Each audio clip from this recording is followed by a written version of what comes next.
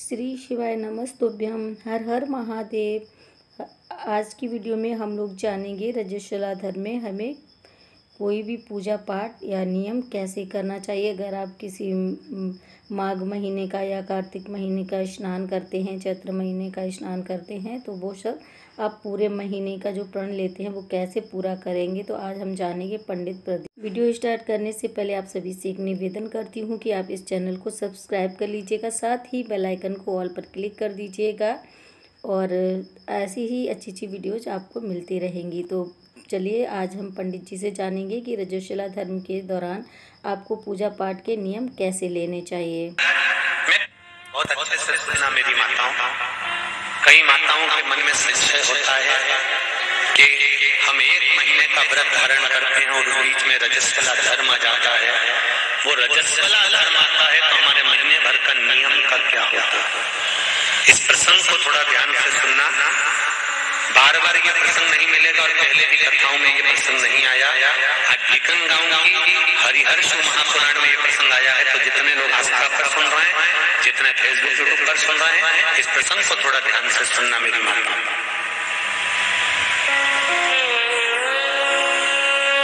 बहू ने अपने ससुर से कहा, पिताजी मैं कार्तिक के महीने के स्नान का नियम तो ले लेती हूँ। मैं कार्तिक के महीने, कोई माता कार्तिक के स्नान का नियम लेती है, कोई माघ महीने का स्नान का नियम लेती है, कोई चैत्र महीने के स्नान का नियम लेती है, कोई फागुन का लेती है, कोई बैसाख महीने के स्नान का नियम लेती है।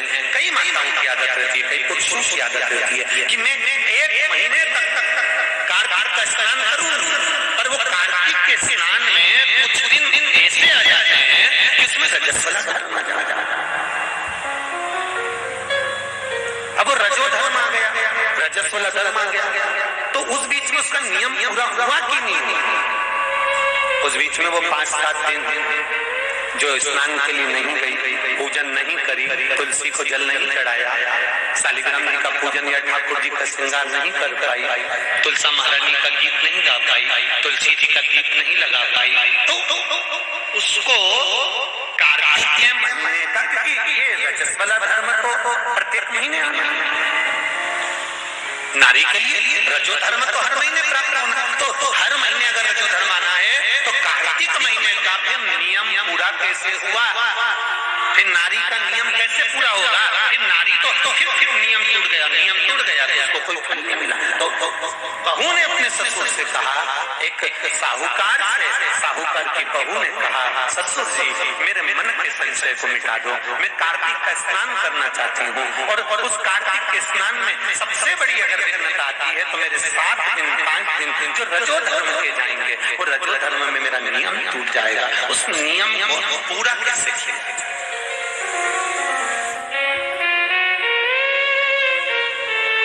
वो नियम पूरा कैसे होगा।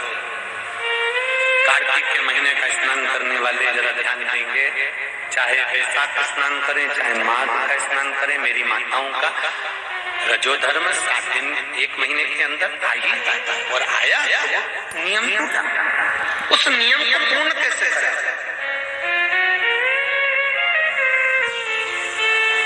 कहा, साहूकार ने कहा कि बहू मैं इतना विद्वान तो नहीं हूँ, ज्ञानी तो नहीं हूँ, पर मैं मेरे गुरु से इस बात को स्मरण कर रहा हूँ। अब बहू को कार्तिक का महीना आ रहा है, कार्तिक के महीने का उसको इंतजार था, वो इंतजार में बैठी है। मात्र कार्तिक आने में 8 दिन बचे थे। अब देखिएगा जरा आप में और बहू में क्या अंतर है। कार्तिक के महीने आने में 8 दिन बचते हैं तो आप पुताई चालू कर देते हो। बोलो सही है कि गलत है। कार्तिक आने में, दिवाली आने में जब 8-15 दिन रहते हैं तब तुम पुताई चालू कर देती हो, सफाई चालू कर देती हो, ये काम चालू कर देती हो, वो काम चालू कर देती हो। सारे काम तुम्हारे कार्तिक का महीना आने के समय पर चालू हो जाता है। और बहू सफाई नहीं पूछ रही, साफ सफाई पर ध्यान दे रही है, पर ऐसा नहीं कि साफ सफाई नहीं कर रही, पर उसका ध्यान वही कार्तिक के महीने के स्नान में लगा हुआ है। आज बहू 8 दिन बचे और बहू का भोजन छूट गया। उसका भोजन नहीं, भाई मिला अंदर जाए। किसी चीज को पाने की जब तमन्ना होती है ना तो खाना पीना छूट जाता है। ये नागेश्वर मंदिर महिला मंडल से पूछ लेना, बहू की नींद चली गई, उसको भोजन नहीं भागा, नींद गई, भोजन भाया, बड़ी दुखी। साहूकार को कोई मिला या ना मिला, इस बहू की आंख का अश्रु तुलसी के क्यारे के पास गिरता है। तुलसी के क्यारे के पास आंसू गिरा, अश्रु गिरा। महाराज अब बहू की आंख का अश्रु झलका, तुलसा महारानी की कुछ कृपा, देवऋषि नारद ने एक साधु का रूप धारण किया। साधु का रूप धारण करता देवऋषि नारद जिस मार्ग से साहूकार जा रहा था उसी मार्ग पर एक वृक्ष के नीचे जाकर बैठ गए। वृक्ष के नीचे बैठे और बैठते ही साहूकार ने देखा कि बहुत पहुंचे हुए बाबा लग रहे हैं, चंदन का तिलक लगा है, कंधे पर यज्ञोपवीत पड़ा हुआ है, बड़ी बड़ी जटा जूट है, मुख पर कुछ तेज पुंज है, बड़ा प्रकाश दिख रहा है, रुद्राक्ष की गले में माला पड़ी हुई है, हाथ में तुलसी की माला धरी हुई है। और साहूकार ने जाकर हाथ जोड़कर निवेदन करा, बाबा जी, ओ बाबा जी, मेरे मन के संशय को मिटा दीजिए। बाबा जी ने पूछा, क्या बात है बाबा? साहूकार जी बोले, मेरे बहू के मन का संशय है। नारी जब कार्तिक के महीने का स्नान करती है या माघ महीने का स्नान करती है या वैशाख महीने का स्नान करती है या चैत्र महीने का स्नान करती है, नारी जब पूर्ण एक महीने का स्नान करती है तो बीच में जो रजस्वला धर्म आ जाता है, नारी 5 दिन 7 दिन जो काम नहीं कर पाती है, वो रजो धर्म के समय पर, रजस्वला धर्म के समय पर उसका 1 महीने का नियम खंडित हो जाता है। तो वो खंडित हुआ नियम पूर्ण कैसे हो उसका वर्णन आप मुझे बता दीजिए। वो नियम मुझे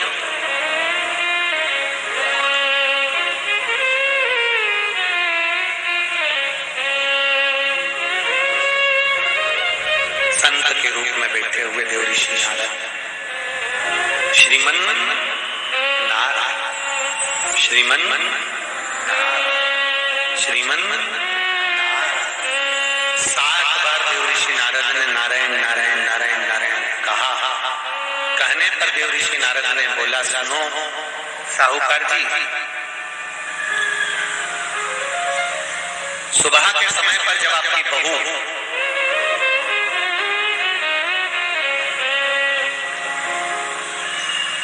मंदिर की ओर जाए तो उसको इस मार्ग की ओर लेकर आना।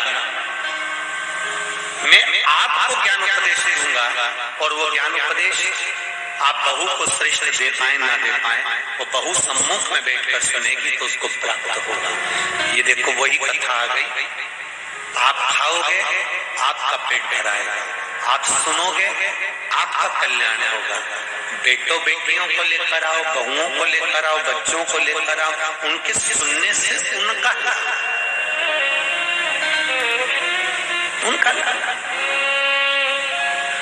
साहूकार घर गए, बहू से कहा, बेटा एक संत अपने गांव में आए हुए हैं और वृक्ष के नीचे बैठे हुए हैं, चलो आप चलकर उनसे अपने प्रश्न को कर लो। बहू ने भगवान का नाम लिया, स्मरण करती हुई बहू पहुंची और बहू ने जाकर तुरंत हाथ जोड़कर निवेदन किया, बाबा जी 1 महीने तक नारी कार्तिक का स्नान करती है, 1 महीने तक नारी माघ का स्नान करती है, 1 महीने तक नारी वैशाख का स्नान करती है, 1 महीने तक नारी चैत्र का स्नान करती है, बीच में अधिक मास का स्नान करती है। उस बीच में नारी का जो रजो धर्म आ जाता है, रजस्वला धर्म आ जाता है, उस समय पर नारी का जो करा हुआ व्रत है 1 महीने का, वो खंडित हो जाता है। उस व्रत की पूर्णता कैसे मानी जाए? तो उस समय पर देवऋषि नारद जो संत के वेश में थे, उन्होंने कहा कि बहू एक काम करो, पुत्री कार्तिक महीने के पीछे के जो 5 दिन 7 दिन पचरीगन के होते हैं। अगर नारी का रजस्वला धर्म बीच में आ जाता है तो पीछे के 5-7 दिन में से अगर एक दिन भी नारी ब्रह्म मुहूर्त का स्नान कर कर, सुबह का स्नान कर कर तुलसी में दीप प्रज्वलित कर देती है तो उसके बीच का जो खंडित भाग है वो समाप्त हो जाता है। उसे पूर्ण। अब फिर सुन लीजिए अच्छे से। अगर मान लो वो पचरीगन में ही नारी का रजोधर्म आ गया तो बहुत बहुत ध्यान से सुनना। ये कथा हरिहर शिव महापुराण की कथा जो भीकन गांव वालों को मिली है संपूर्ण विश्व के कल्याण के लिए। बहुत ध्यान देना, हर नारी का प्रश्न है, प्रत्येक नारी के प्रश्न ये सम्मुख में रहता है। मान लो आपने कहा कि रजोधर्म आ गया मध्य में तो आप पीछे के 5 दिन स्नान करो। वो 5 दिन में अगर रजोधर्म आ गया फिर शिव महापुराण की कथा कहती है घर में रहने वाली कोई कुमारी कन्या, घर में रहने वाला कोई पुत्र, घर में रहने वाला पति, घर में रहने वाली सास, घर में रहने वाली कोई सौभाग्यवती नारी, जेठानी, ननंद, देवरानी या घर में रहने वाला कोई पुरुष अगर बाहर स्नान करने नहीं भी जा सकता, ब्रह्म मुहूर्त में प्रातः के समय पर यदि तुलसी में एक दीप और एक संध्या के समय पर दीप लगा देता है तो भी नारी का नियम पूर्ण हो जाता है। वो नियम खंडित, नियम खंडित। क्या 5 दिन के स्नान का फल है? हाँ, और तुझे मौका मिलेगा तो तुझे समझ में आएगा। देवर्षि नारद ने बस इतना कहा, उसका फल क्या है तुझे मौका मिलेगा जब मालूम पड़ेगा। तब बहू को समझ में नहीं आया कि आखिर ये सब क्या कहा। देवर्षि नारद कहकर चले गए। साहूकार की बहू रोज प्रातः का कार्तिक का स्नान करने लगी। कार्तिक का स्नान रोज बहू करती, रोज ब्रह्म मुहूर्त में स्नान कर आती। बहू को नहीं मालूम कि नगर के राजा का लड़का युवराज अपनी पत्नी के साथ स्नान करने आता। राजा और रानी भी स्नान करने आते हैं, युवराज अपनी धर्मपत्नी के साथ स्नान करने आता है। आज युवराज को बड़ा बुरा लगा। युवराज ने देखा कि मैं घाट पर नहाने के लिए आता हूँ पर ये घाट गीला कैसे हो जाता है। मतलब मेरे स्नान के पहले कोई स्नान कर रहा है, मेरे स्नान के पहले कोई स्नान कर रहा है। मुझे ऐसा लगता है जरूर कोई ना कोई आता है। युवराज ने, राजा ने अपने नगर के सैनिकों से बोला पता लगाओ कि सुबह स्नान करने कौन आता है। सैनिक लगते उससे पहले ही साहूकार की बहू स्नान कर कर चली जाती। दिखाई नहीं दिया, समझ नहीं आया। आखिरी के 7 दिन बचे थे, 8 दिन बचे थे। राजा के दूत ने फिर युवराज ने कहा मुझे पता लगा कर बताओ फिर मेरे स्नान से पहले कौन स्नान करता है, घाट को गीला कौन कर देता है। क्रोध में आकर कहा मालूम नहीं पड़ पाया।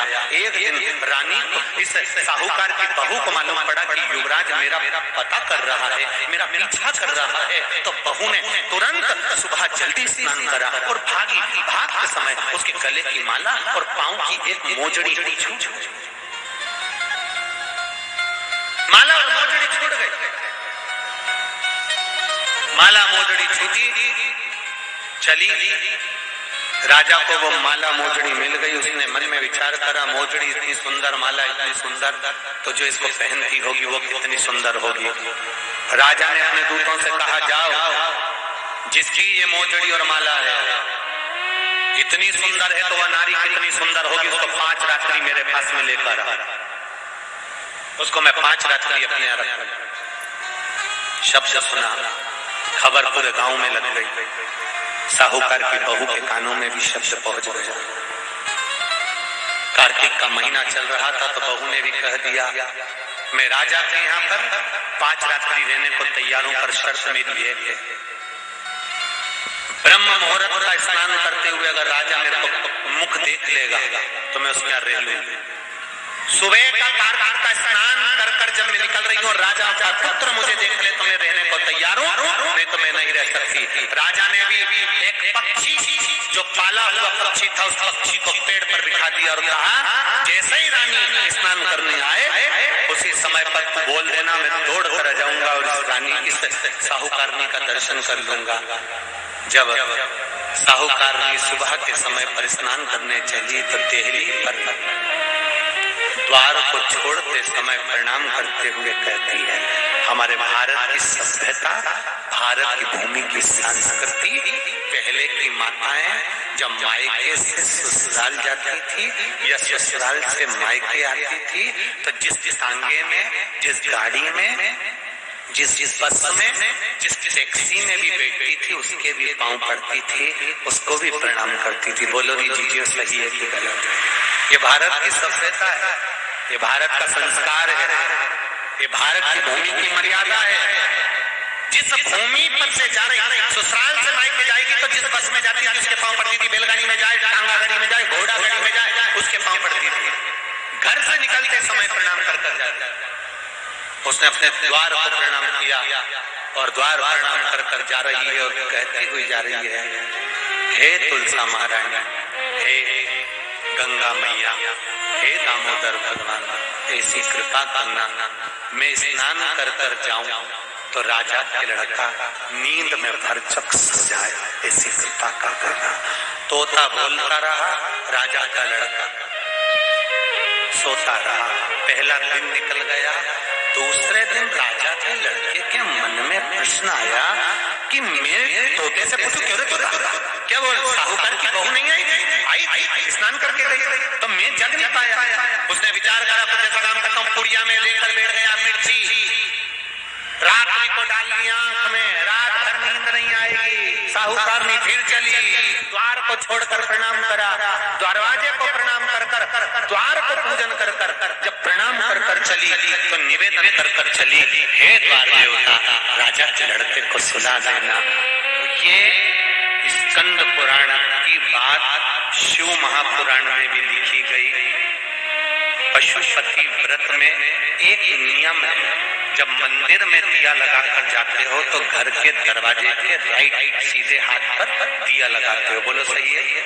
सीधे हाथ पे दिया लगाने का महत्व क्यों है? क्योंकि हम मंदिर से चलकर जब आते हैं अपने घर के सीधे हाथ की ओर जब दिया लगाते हैं तो भगवान से निवेदन करते हैं कि मेरा ये द्वार है और आपके भरोसे पर है, आपको संभालना है।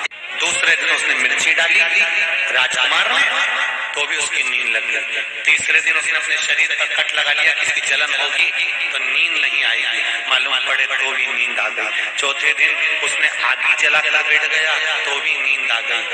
पांचवें दिन भी उसको नींद आ गई। 5 दिन तक उस साहूकारनी का मुख नहीं दिखा। राजकुमार घर चले गया, गुस्से में लाल हो गया, शरीर में कुछ रोग हो गया, शरीर कोड़ी हो गया, टपकने लगा, खाल गलकर गिरने लगी। राजा को चिंता लग गई, मेरा इकलौता लड़का और उसकी शरीर की काया बिगड़ गई, उसकी काया समाप्त। साहूकार की बहू को नहीं मालूम, साहूकार की बहू तो अपनी भक्ति में, अपने स्मरण में, अपने आनंद में लगी हुई थी, उसको मतलब नहीं, वो तो अपनी अलमस्तता में, अपनी मस्ती में लगी, अपने भजन में। 5 दिन जो मिले हैं भगवान की भक्ति के उसमें डूबी हुई है, उसे कोई मतलब।